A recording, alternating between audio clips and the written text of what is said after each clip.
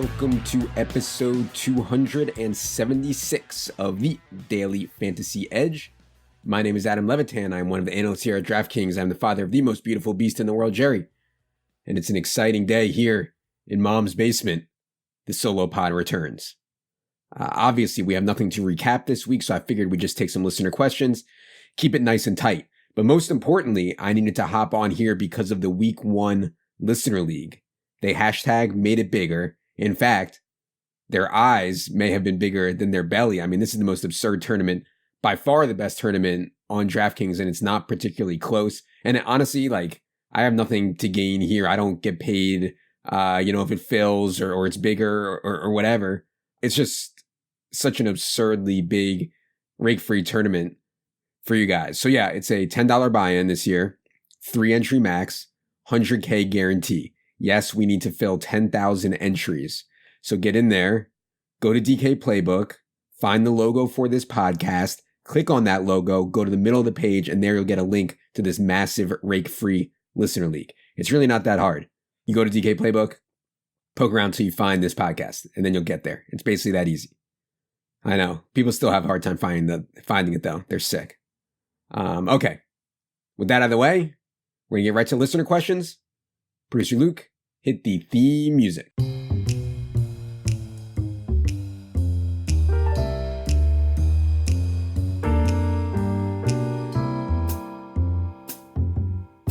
All right, we have 10 today. Question 1 comes from Ben's right there. He says, how much would you charge to take a punch from Russell Okung?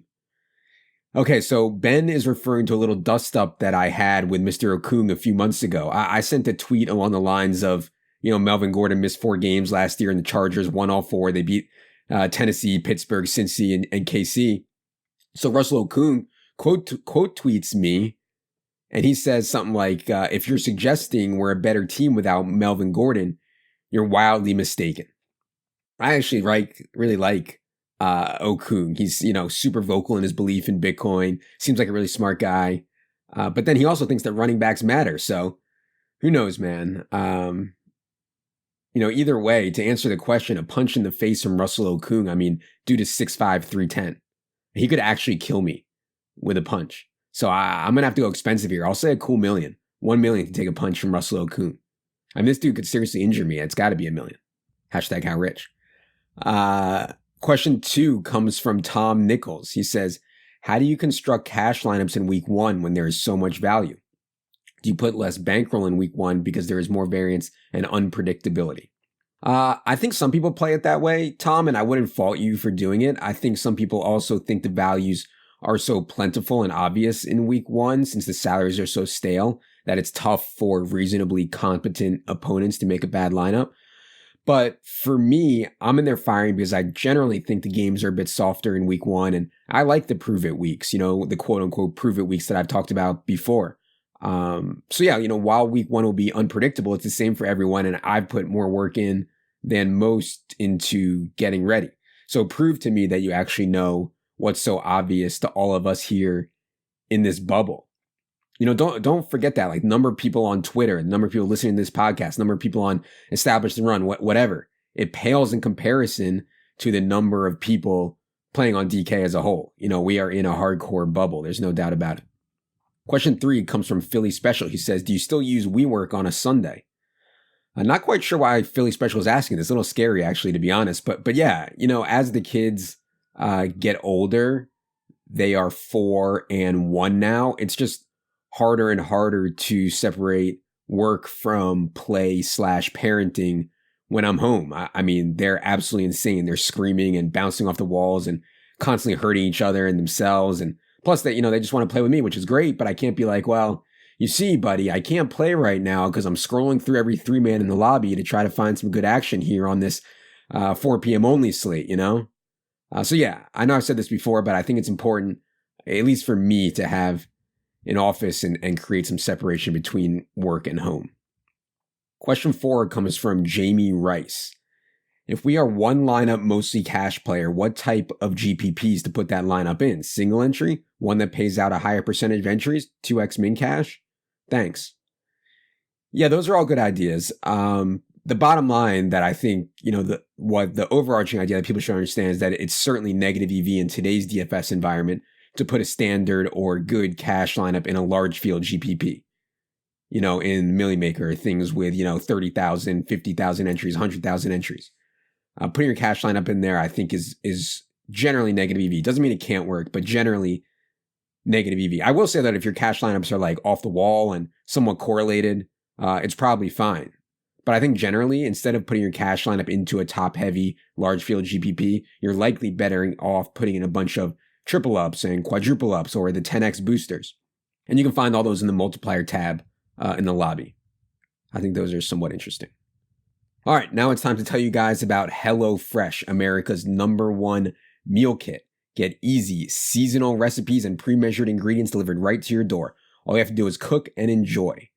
So HelloFresh wanted to sponsor the podcast. They sent me some food, and let me tell you, it was legit. I had some black bean chili and also a garlic herb tortellini.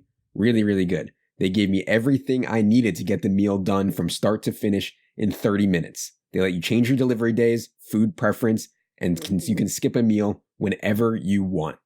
It doesn't matter what your comfort level is in the kitchen, they make it easy. And best of all, no more trips to the grocery store or overpaying for delivery. For $80 off your first month of HelloFresh, go to HelloFresh.com/Edge80 and enter Edge80. That's HelloFresh.com/Edge80 and enter Edge80. All right, a few more questions here. Question 6 comes from Jamie Jean. She says, or he says, not sure, what is your take on Smelly Foods at the office? My coworker microwaves fish and it stinks up the whole joint. Should I confront him or just deal with it?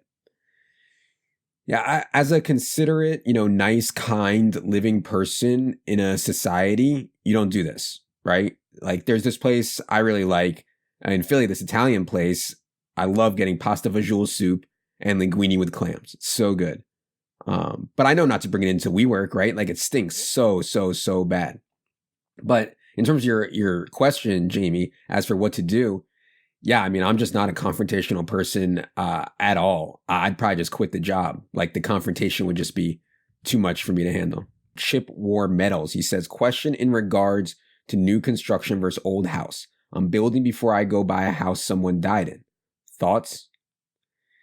Yeah, I mean, I feel bad for whoever buys my house next. I mean, Jerry has defecated all over it. My kids puke all over it. They have nosebleeds. They pee everywhere. There's, my hair all over my body is falling out. It's absurd. And then, yeah, I mean, people dying in the house you're moving into, that's brutal as well. Shout out to friend of the show, Dan Gaspar, DFS player, Mr. Tuttle.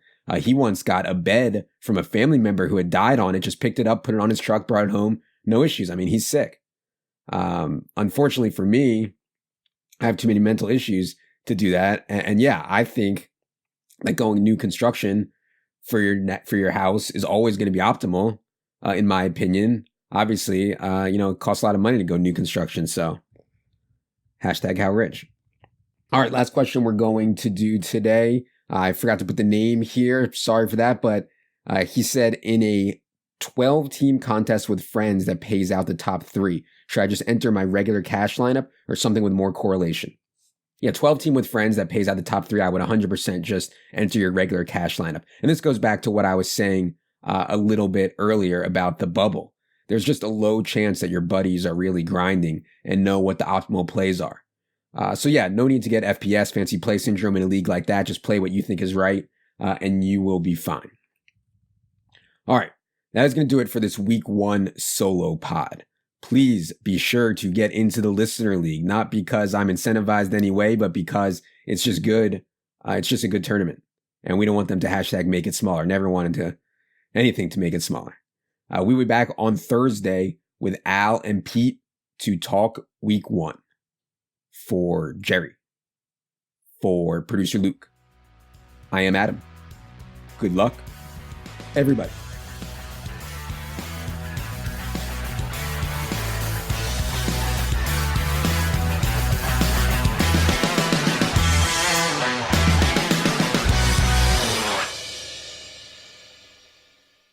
We are promoters at DraftKings and also avid fans. Our usernames are Adam Levitan, Al Smizzle, and CSU Ram 88. We may sometimes play on our personal accounts in the games that we offer advice on. Although we have expressed our personal view on the games and strategies in this podcast, they do not necessarily reflect the views of DraftKings, and we also may deploy different players and strategies than what we recommended in this podcast.